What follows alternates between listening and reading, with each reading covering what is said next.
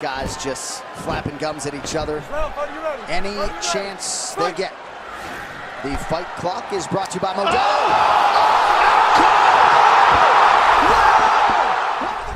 Você provavelmente já ouviu falar do UFC.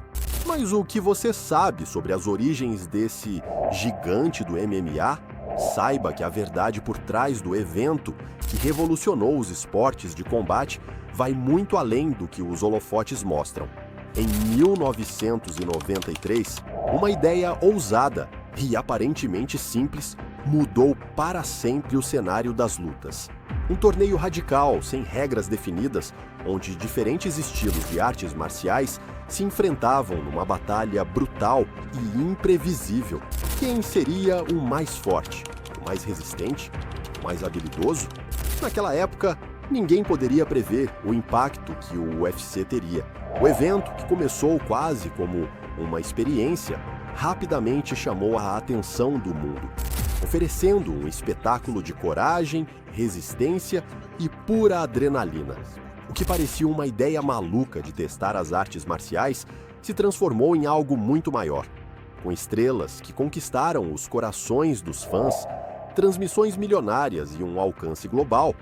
O UFC não só criou um novo tipo de entretenimento, mas também moldou uma cultura.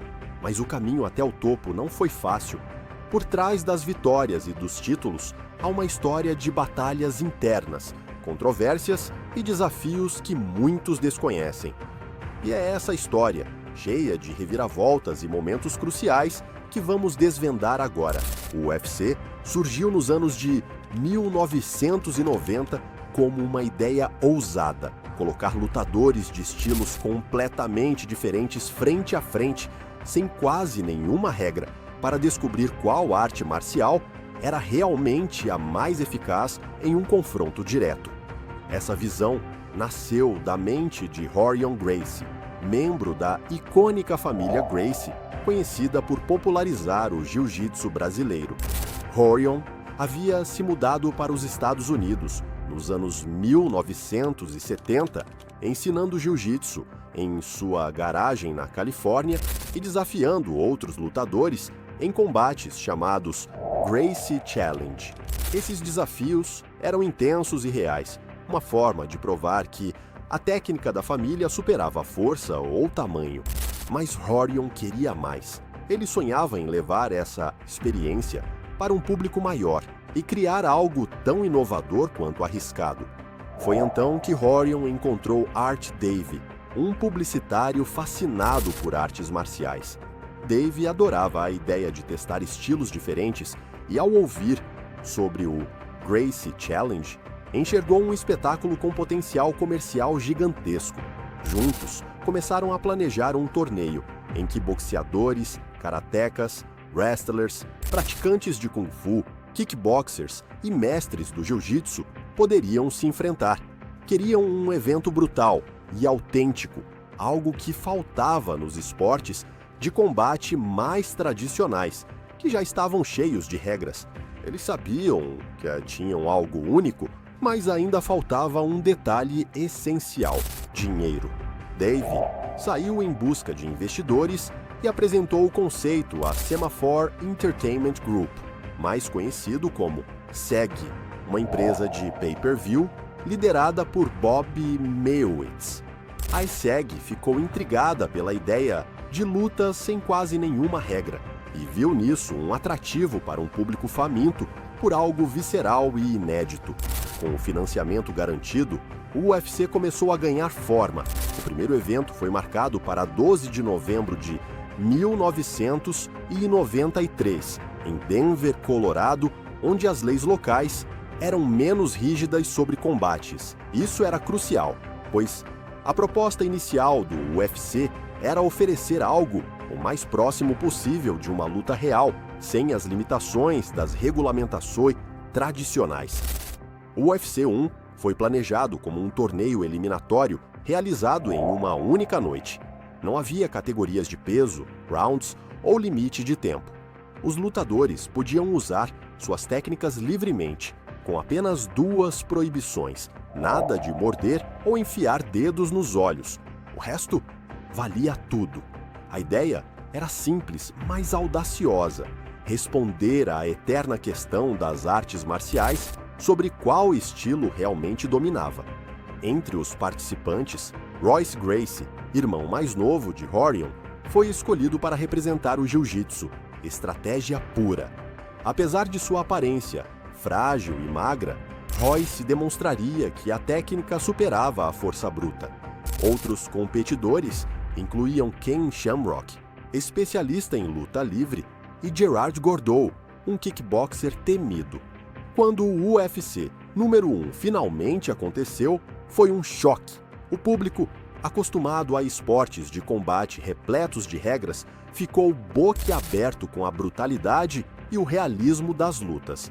Royce Gracie surpreendeu a todos ao derrotar adversários muito maiores com a técnica do jiu-jitsu, conquistando o torneio e provando o valor de sua arte. Seu desempenho não apenas consolidou o nome dos Gracie, mas também colocou o jiu-jitsu no radar global. Porém, a violência explícita do evento atraiu críticas pesadas. A mídia chamou o UFC de bárbaro e políticos rapidamente começaram a pressionar para que fosse proibido. Os anos seguintes foram difíceis.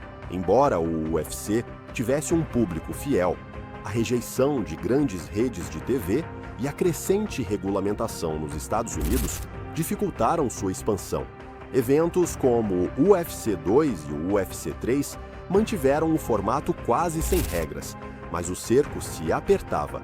O senador John McCain chegou a descrever o UFC como uma briga de galos humanos e liderou campanhas para bani-lo. Estados começaram a proibir os eventos e a organização enfrentou problemas financeiros graves.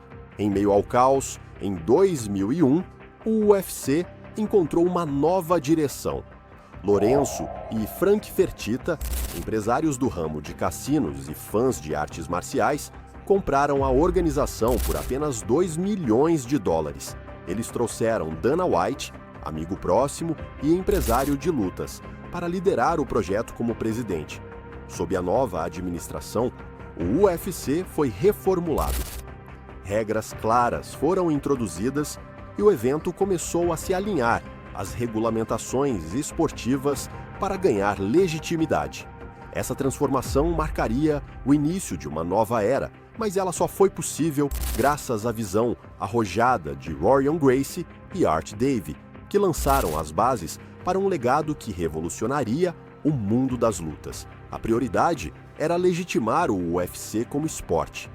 Para isso, adotaram o conjunto de regras chamado de Unified Rules of Mixed Martial Arts, desenvolvido pela Comissão Atlética de Nova Jersey.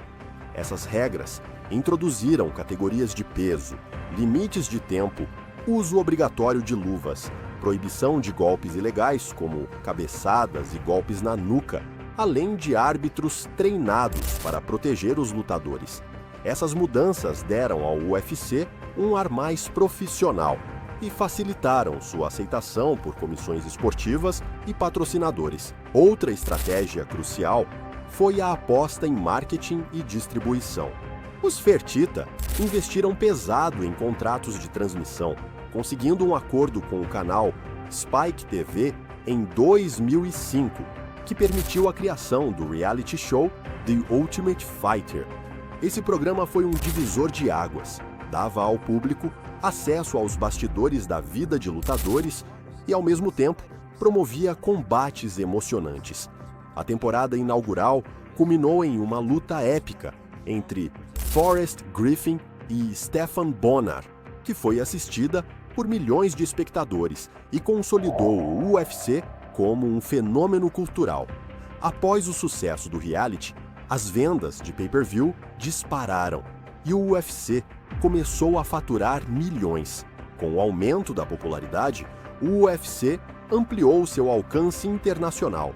Ele passou a realizar eventos fora dos Estados Unidos, como no Canadá, Brasil, Japão e Europa. Lutadores como Anderson Silva, Georges St-Pierre, Chuck Liddell e John Jones se tornaram estrelas globais, atraindo tanto fãs hardcore de lutas quanto um público casual. Além disso, a venda de ingressos, contratos com grandes marcas e os lucros de transmissões internacionais começaram a gerar receitas astronômicas, consolidando o UFC como líder nas artes marciais mistas. Porém, esse crescimento não veio sem polêmicas. Uma das primeiras denúncias envolvendo o UFC foi a questão do pagamento dos lutadores. Embora o evento faturasse centenas de milhões de dólares, muitos lutadores recebiam salários baixos, especialmente os que não estavam no topo do card. Isso gerou críticas da mídia, de atletas e até de figuras públicas que argumentavam que o UFC não remunerava seus lutadores de forma justa, apesar de exigir deles um alto nível de desempenho e risco físico. Outra controvérsia foi o uso de doping. Durante anos, o controle antidoping no UFC era considerado frouxo. Grandes estrelas como Brock Lesnar e Jon Jones foram flagradas em exames, o que colocou em dúvida a integridade de alguns resultados. Foi apenas em 2015 que o UFC firmou uma parceria com a Agência Antidoping dos Estados Unidos, USADA, endurecendo a fiscalização. A iniciativa trouxe credibilidade, mas também gerou críticas, pois alguns lutadores sentiram que os testes eram inconsistentes. Além disso, o UFC enfrentou acusações de monopólio após adquirir organizações concorrentes, como Pride FC, WEC, Strikeforce. Isso concentrou o mercado de MMA em suas mãos, levando críticos a argumentarem que a organização abusava de sua posição dominante para impor contratos rígidos e limitar a liberdade dos lutadores. Outro ponto polêmico foi o tratamento dispensado a atletas em relação à saúde, como falta de suporte médico adequado e críticas ao corte extremo de peso, que colocava a vida dos lutadores em risco. Apesar dessas questões, o UFC continuou crescendo sem parar. Em 2016, a organização foi vendida para a agência de talentos do WME e IMG por impressionantes 4 bilhões de dólares, um reflexo de sua transformação em uma máquina global de entretenimento esportivo. A partir de então, o UFC começou a expandir sua presença digital, firmar contratos multimilionários com plataformas de streaming e explorar novos mercados, consolidando-se como o maior evento de MMA do mundo. Mas e você? O que acha sobre o UFC? Comenta a sua opinião. O vídeo de hoje fica por aqui. Pedimos que deixe o seu like e inscreva-se no canal. Um grande abraço e até a próxima!